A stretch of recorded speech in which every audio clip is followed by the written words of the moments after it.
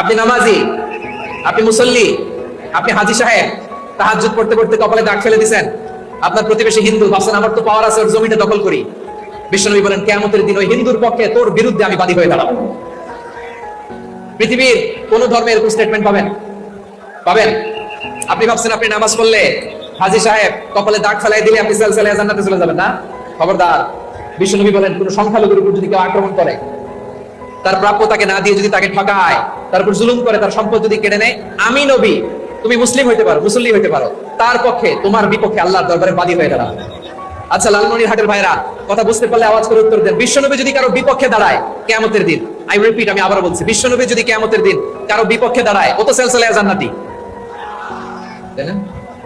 জান্নাতি না?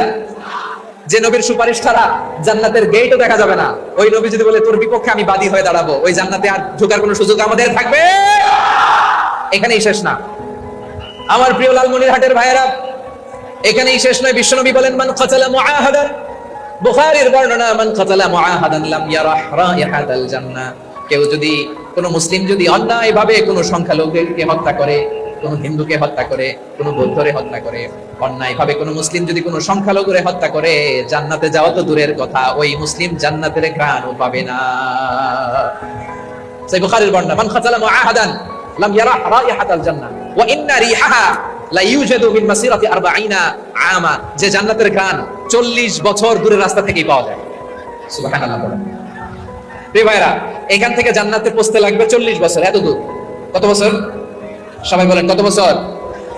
এখান থেকে জান্নাতে পৌঁছতে লাগবে 40 বছর। এত দূরে থাকতেই জান্নাতের ঘ্রাণ আপনার নাকে এসে ধাক্কা মারবে।